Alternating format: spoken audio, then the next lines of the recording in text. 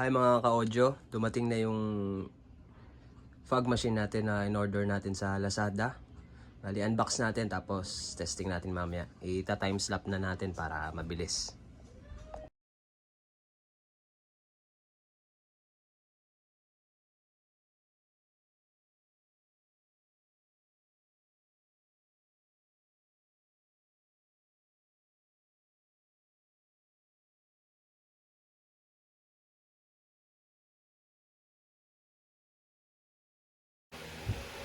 So, yun o.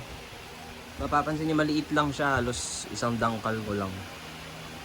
Nabili ko siya sa Lazada.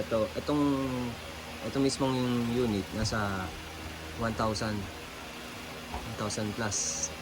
Kulang-kulang 1,1. Tapos yung itong ano niya, itong Kisco Fog Liquid, nasa 490. So, bali, nasa 1,500 yung binayaran ko kanina nung dumating yung rider.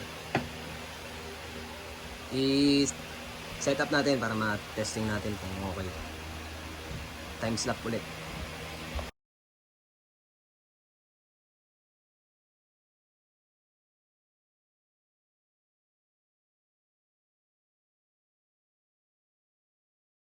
So yun po no, na-set up na siya natin, yung mga ka-audience. Sinalinan ko muna sa maliit na galon para hindi sayang yung hindi tayo mahirapan maglinis mamaya nung tangke. Kasi testing lang naman natin eh. Antayin lang natin umilaw yung red. Pag nakailaw na yung red yan, ibig sabihin ready na siya. Pwede po siyang gamitin. Hindi ko alam kung gaano katagal. Tapos meron din siyang remote. Hindi ko alam kung may may antena pa siya. Ganyan.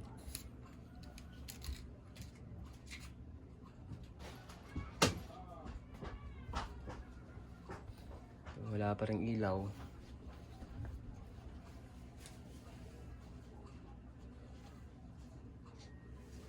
Naka-off pala.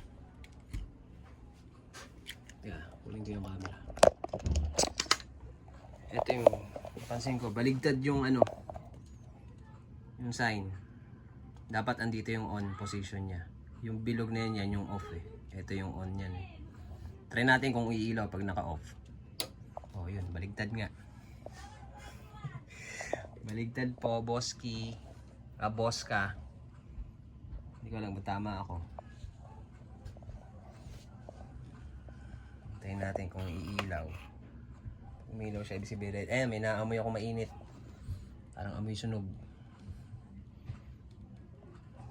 Susunog na ata yung unit. Hintayin lang natin. Bali, first time natin tong bumili ng fog machine. Hintayin natin tong... Meron din siyang parang tatlong ilaw eh. Hindi ko pa sure kung gumagana yan. Okay. Walang ilaw. Hindi rin umiilaw yung... Sana ayos. Pause ko muna mga lods para hindi sayang yung video natin. I-update ko kayo. Ayun na. Saktong umilaw na siya. Try natin pindutin dito. Ayun. Okay naman. Nakakatakot lang kasi may ingay yung tunog. Bukan natin sa remote. Ayan, yung A, pag isang press mo ng A, parang sasabog. Pag press mo ng A, kailangan yata naka-hold ka eh. Ayun, dapat naka-hold ka lang. Tapos pag pinress mo naman yung B, ganun lang din siya hanggat nakapindot ka. Pag nirelease mo, matitigil yung pag ano niya ng smoke. Itong C. Itong D. Ganun lang siya. Ayun na. Medyo sakto lang yung usok niya. Hindi siya ganun ka kapal. Okay lang, hindi siya istorbo sa Usok na sa bahay. Ayun na. Lods. Ito Try natin ulit.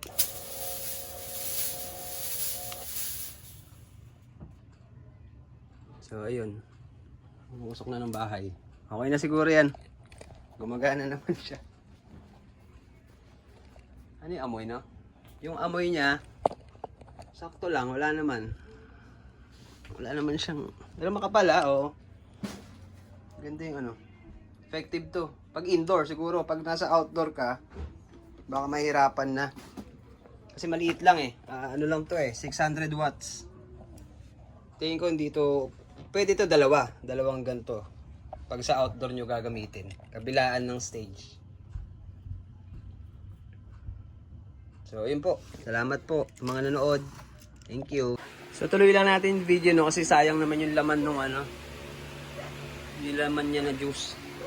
Try natin pa ubusin yung laman. Kasi ginamitan ko nung ilaw. Hanggang saan gano'ng katagal mo magagamit yung tira. Nakabukas pala yung ventilador. Tayo natin.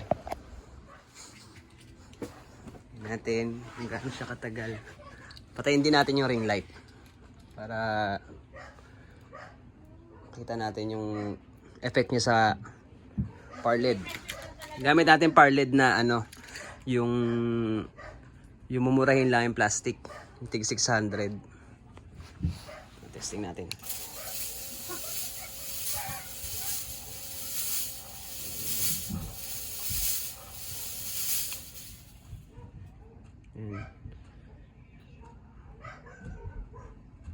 Okay din. Tapos ang tipid niya sa ano Makaka-audio, tinan mo Tinan nyo Dalim Marami pa siyang ano. Konti lang yung nababawas niya dun sa ano. Natin ulit. Ayan na, namatay na yung ano. Ibig sabihin mainit na yung thermostat niyan. Ayan, nagawa na siya ulit. Natin ulit.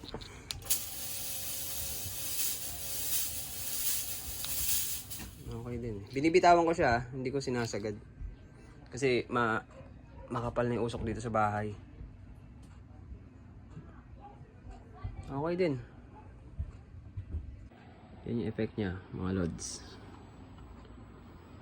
Pagka okay din. Ito natin yung effect. Gamit lang natin yung par LED na plastic, tig 600.